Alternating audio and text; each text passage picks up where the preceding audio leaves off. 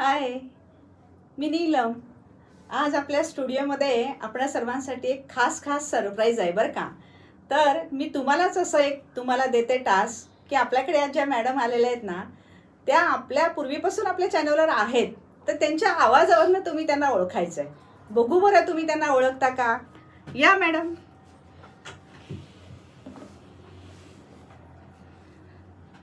सर्व बोलकी पुस्तकेच्या आपल्या परिवाराला माझ्या खूप खूप खूप नमस्कार. ओळखा बरं, ओळखलं का बघा बरं तुम्ही. ओळखा आणि आज त्या काय सांगतायत आहे का. मला असं वाटतंय की तुम्ही नक्की ओळखलं असेल. मला खूप दिवसांनी आले. तर मी अमिता दंडगे आणि आज मी आपल्या ह्या चॅनलवर आली आहे. ते म्हणजे एक महत्त्वाच्या गेस्ट घेऊन आली आहे की ज्यांचा उपयोग आपल्याला अगदी लहानपणापासून ते म्हाताऱ्या लोकांच्यापर्यंत होणार आहे. त्या जे काय बोलत आहेत त्यांचा किंवा त्यांचा जो अभ्यास आहे तो खूप छान आहे. तर त्या अशा योग टीचर आहेत. त्या आहेत प्रियांका बकरे मॅडम. नमस्कार. नमस्कार प्रियांका. नमस्कार. तर आज आपण खूप छान अशा ह्यांच्यावर गप्पा मारणार आहोत की ज्याच्यातून आपल्याला खूप योगाबद्दल माहिती मिळेल. त्यांचं जीवनमधलं योगाचं महत्त्व कळेल. तर आपण गप्पाला चालू करूया. काय म्हणताय, कशा आहात? अत्य सुखी आनंदी. ह्याचं रहस्य असं काय म्हणता येईल तुम्हाला? आपण पहिल्यांदा आता योगाबद्दल बोलणार आहोत, त्यामुळे पहिल्यांदा आपण प्रार्थनेला सुरुवात करूया. ओके. योगेन चित्तस्य पदेन वाचा मलं शरीरस्य च वैद्यकेन योपाकरोतं प्रवरं मुनीनां पतञ्जलिं प्राञ्जलिं प्रणतोऽस्मि. ओम शांती शांती शांती. मस्त. तर आता तुम्ही हे योगचं छान काम करताय आणि तुमच्याबरोबर भरपूर जण जुळली गेलेली आहेत. तर पहिल्यापासून असं योग मध्ये काहीतरी करायचं असं काही मनात होतं का? योग क्षेत्राची तसं बघायला गेलं तर मला पहिल्यापासून खूप आवड होती. हां. पण थोडंसं मी अकाउंटिंगचं काम करत होते, बिझनेसचं, आणि घरातल्या ज्येष्ठांच्या जबाबदाऱ्या, लहान मुलं, त्यामुळे तितकासा वेळ मिळत नव्हता. आणि मध्यंतरीच्या काळामध्ये मला थोडंसं हायपोथायरॉइडिझमचा त्रास सुरू झाला. आणि त्यानंतर प्रत्येक वेळी डॉक्टर सांगायचे की योग माझ्यासाठी किती महत्त्वाचा आहे. तसं बघायला गेलं तर प्रत्येक स्त्रीला, योगामध्ये हो, योग हा उपयोगी पडतोच. प्रत्येक वयोगटामध्ये अगदी योग फार महत्त्वाचा आहे. तर त्यावेळेला प्रत्येक डॉक्टर्स मला त्याचं महत्त्व पटवून देत होते, पण वेळ नसायचा किंवा आणि काही जबाबदाऱ्या असं असायचं. आणि त्यावेळी आत्तासारख्या अशी अगदी पावलोपावली क्लास पण नसायची.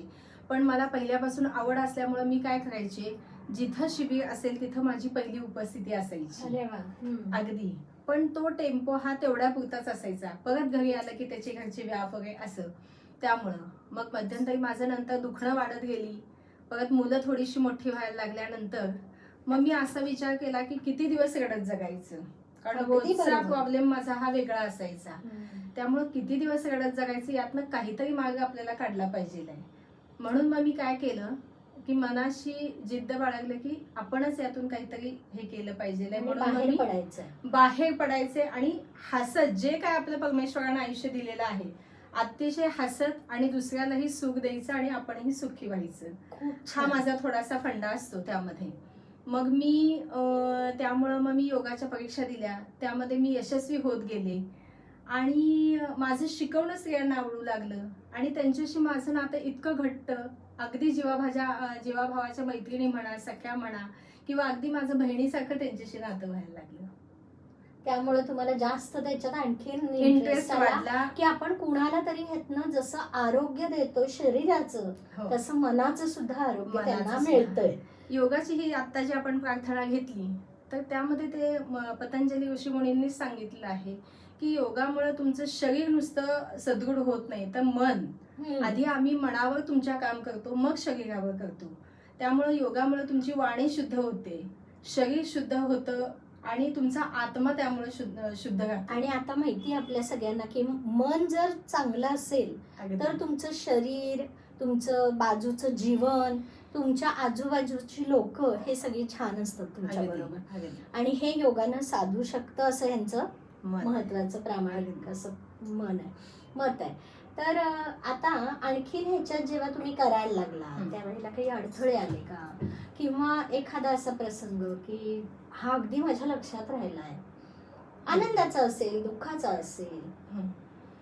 आता यामध्ये तुम्ही आधी काय प्रश्न विचारला मला, की जेव्हा तुम्ही हे करायला लागला त्यावेळेला तुम्हाला अडथळे काही आले? अडचणी म्हणण्यापेक्षा किंवा अडथळे म्हणण्यापेक्षा जी खटकते ती गोष्ट सांगते मी थोडस स्त्रियांच्या बाबतीत, की त्यामध्ये सातत्य नसणं हे सगळ्यात अडथळा म्हणू शकतो आपण. बरोबर. कारण काय होतं, आपण स्त्रिया सगळ्या घरादारासाठी अगदी घड्याळाच्या काट्यावर फिरत असतो, सगळ्या जबाबदाऱ्या पूर्ण करतो पण आपल्याकडे लक्ष देत नाही. पण आपण काय करतो की आपल्या जेव्हा आरोग्याचा प्रश्न येतो तर त्यावेळेला आपण कारण पुढे करतो, मला वेळ नाहीये हे कारण सांगतो, सबब सांगतो. कुणीही आपल्याला म्हणत नाही तू करू नको म्हणून, पण ती आपण कारण शोधतो, कारण ती आपली मेंटॅलिटी नसते. इव्हन खाण्यापिण्यात आपण सगळ्यांच्या आवडीचं करतो, मला काय आवडतं काय पाहिजे हा विचार नसतो. त्यामुळं मग ते सातत्य नसतं. मग ही गोष्ट एक थोडीशी मला अडथळा किंवा एक खटकणारी अशी वाटते. आणि एक वाईट सांगण्याचं कारण म्हणजे एक तो इन्सिडेंट सांगायचं म्हणजे, गेली 10 वर्ष झालं मी ऑफलाईन क्लासेस घेते. आता कोविड पासून ऑनलाईन घेते आणि आता ऑफलाईन ऑनलाईन दोन्ही पण घेते. आता माझ्याकडं अगदी 20 वर्षापासून ते 60-65 वर्षापर्यंतच्या स्त्रिया माझ्याकडे काम करतात. चांगलं काम करताय. म्हणजे योग साधक म्हणून माझ्याकडे आहेत ते. तर या वेळेला अगदी कराड, कोल्हापूर, सांगली, सातारा, पुणे, मुंबई, वाई इथं पासूनच्या सगळ्या लेडीज माझ्याकडे आहेत आणि सगळ्या अतिशय आनंदी असतात. अगदी.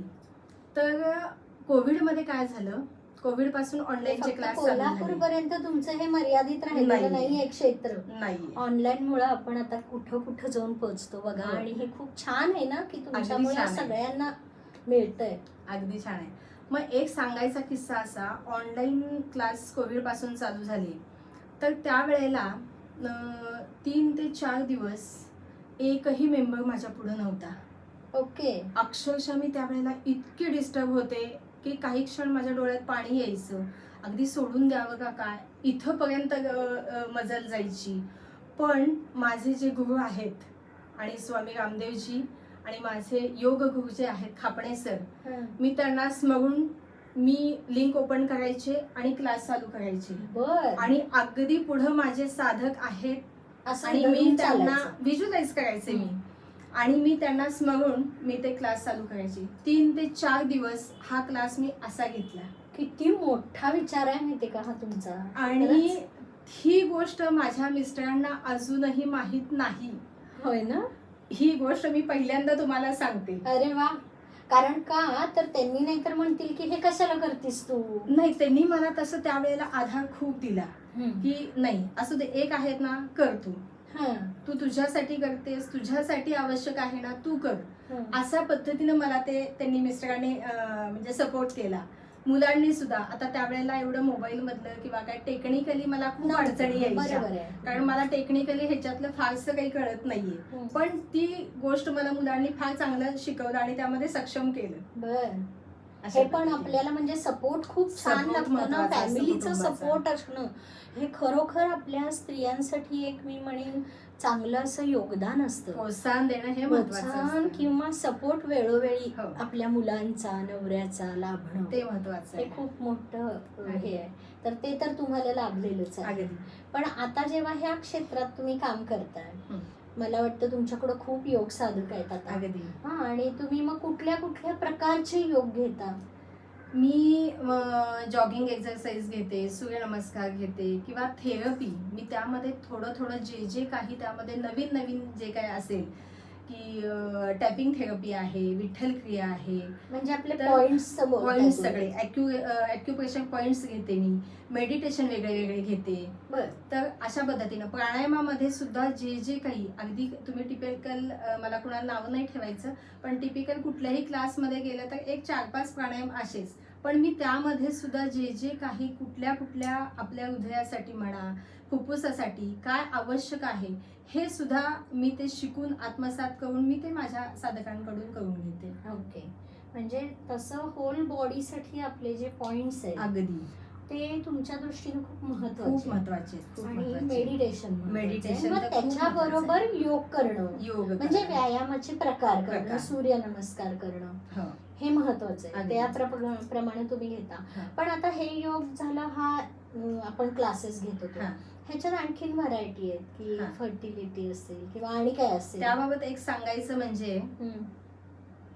माझ्याकडे एक पेशाने वकील असलेली स्त्री एकदा कारण माझ्याकडे आता आली. फर्टिलिटी हा खूप मोठा इश्यू आहे अगदी. सध्या. त्याबद्दल मी तर बोलणारच आहे. सगळ्या आई वर्गाला मी एक थोडंसं सजेशन देईन पुढे जाऊन. हम्म. पण फर्टिलिटी बाबत एक मला सांगायचं म्हणजे माझ्याकडे एक पेशानं वकील असलेली एक स्त्री आलेली. म्हणजे ती माझ्याकडे पर्सनल क्लाससाठी येत होती. तर त्यावेळेला तिच्या लग्नाला 5 ते 6 वर्ष झालेली, अपत्य प्राप्ती नव्हती. पण माझा क्लास, योग्य डायटिशियन आणि तिचं वेट लॉस जर्नी यावर 4 ते 5 महिन्यामध्ये तिला प्रेग्नन्सी राहिलेली. अरे वा, मस्त. आणि हे प्रेरणा घेऊन मी फर्टिलिटी योगाचा अभ्यास केला. बरं. कारण काय होतं, एक गोष्ट सांगते. माझी एक बेळगावची आजी होती. आम्ही लहान असताना आम्हा भावंडांना एकत्र घ्यायची आणि शिक्षणाचं महत्व ती आम्हाला खूप सांगायची की त्यावेळेला बरं. अगदी आम्ही छोटे छोटे होतो हम्म. त्यावेळेला ती शिक्षणाचं महत्व सांगायची. आणि तिची एक गोष्ट अजून माझ्या लक्षात आहे.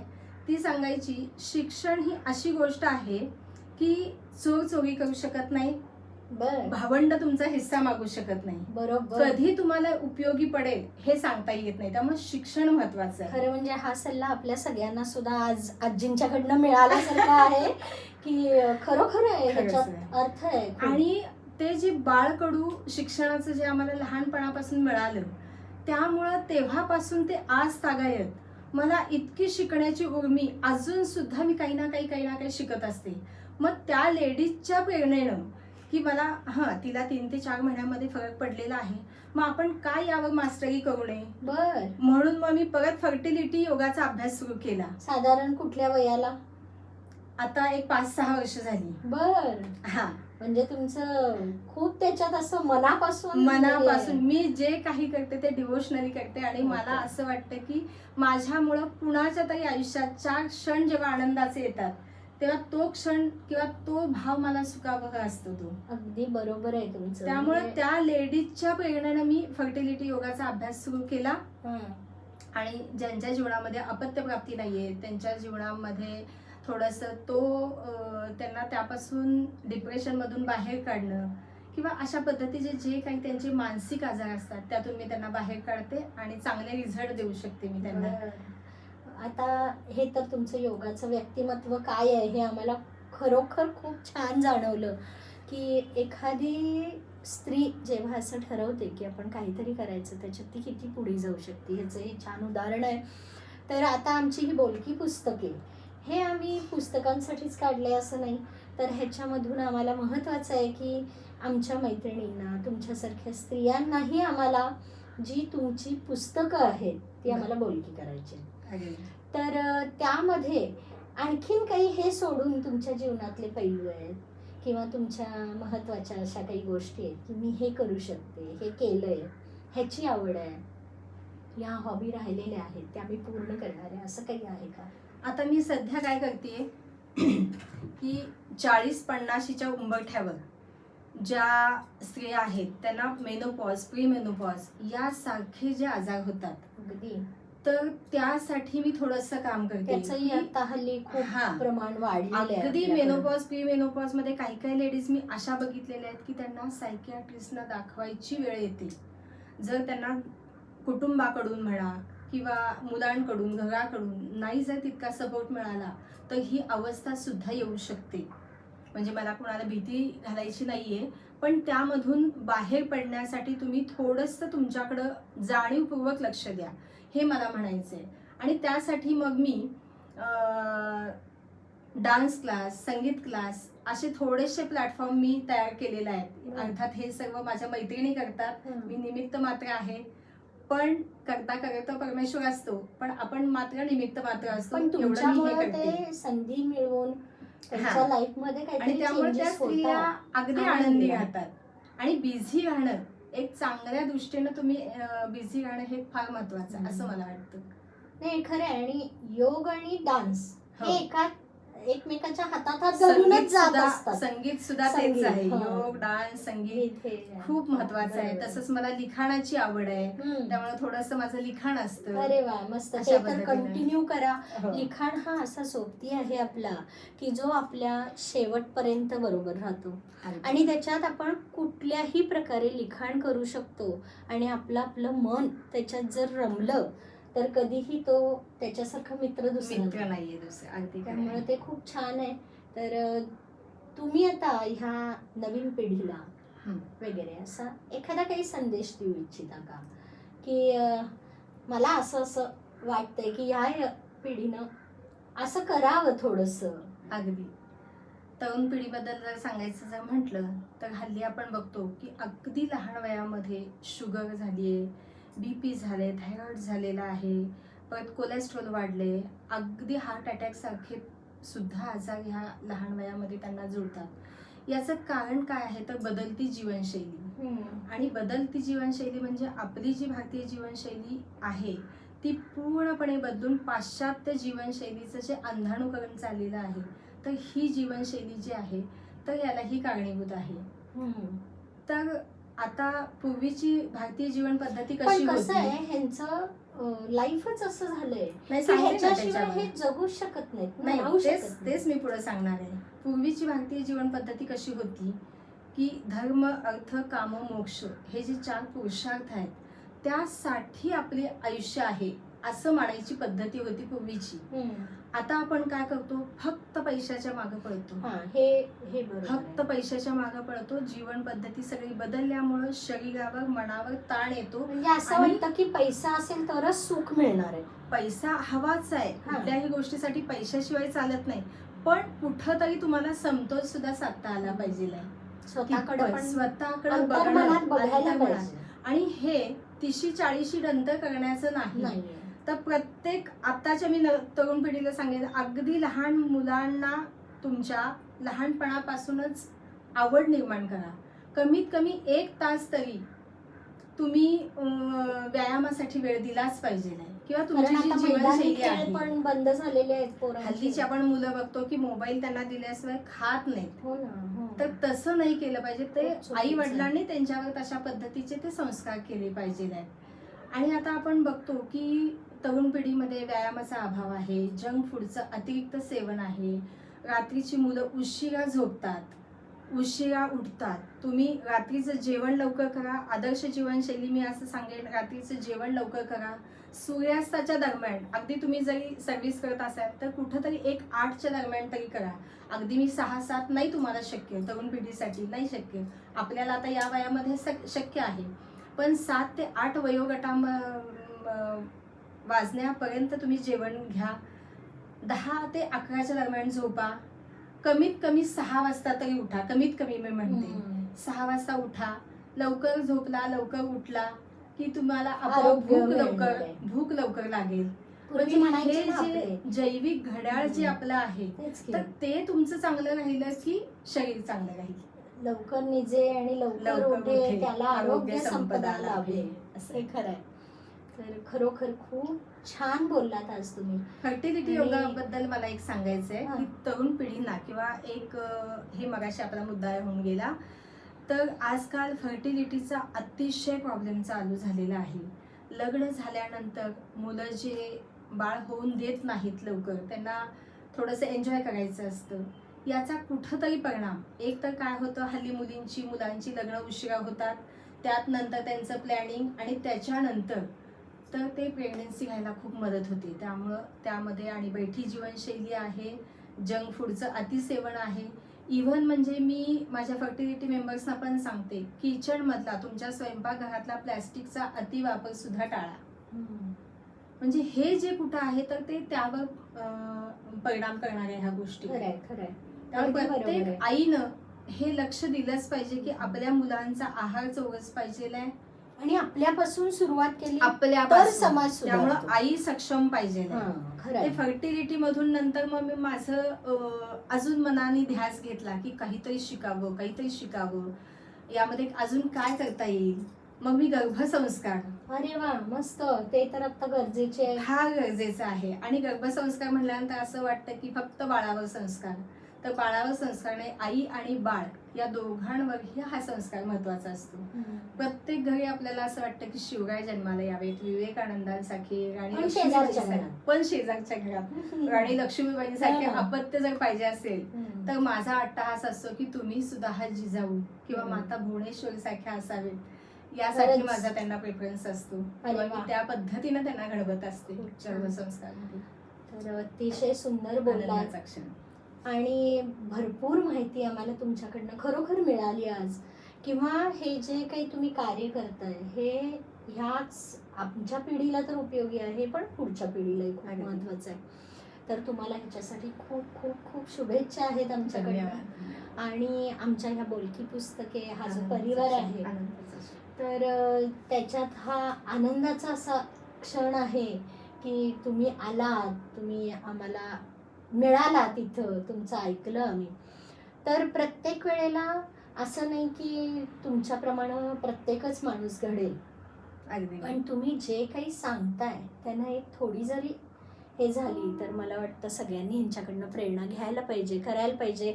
आणि ज्यांना खरोखर वाटतं की आपलं तब्येत तंदुरुस्त राहावी तर ह्या मॅडमकडे जरूर भेटा, म्हणजे तंदुरुस्त धन्यवाद. राहाल तुम्ही. आमच्या चॅनलचा हा प्रयत्न असतो की आपल्या ह्या चॅनलमधून बऱ्याच जणांना त्याचा उपयोग व्हावा. त्यामुळे मला एक तुम्ही- आनंदाचे माझ्या आयुष्यात एक क्षण सांगायचे राहिले. मग अशी तुम्ही मुद्दा विचारला बरं, पण मी हं. बोलण्याच्या ओघात ते राहून गेलं. हं. तर आनंदाचा क्षण जर म्हणाल तर जेव्हा माझ्या साधक भगिनी जेव्हा माझ्या क्लासमध्ये त्यांच्या व्याधीतून मुक्त होतात, तो माझा पहिला आनंदाचा क्षण असतो. अतिशय महत्वाचा. आणि दुसरा म्हणजे 6 महिन्यापूर्वी मला पतंजली योग विद्यापीठातर्फे हं. योगदानातील सर्वोत्कृष्ट कामगिरीबद्दल मला पुरस्कार मिळाला. वा वा, तुमचं खूप खूप अभिनंदन धन्यवाद. पहिल्यांदा. आणि त्यानंतर माझ्या आईची पाठीवर थाप हं. हा. आणि तिसरं म्हणजे आता जस्ट झालेलं आहे आनंदाची, सर्वात आनंदाची गोष्ट म्हणजे माझ्या गर्भसंस्काराचं पहिलं फूल म्हणेन हं. की ते माझ्या आनंदाचं झाड आहे, माझी नात. अरे वा, तुम्हाला नाच झालीये का? हो, मस्त, खूप मग छान. ते माझी नात. हं.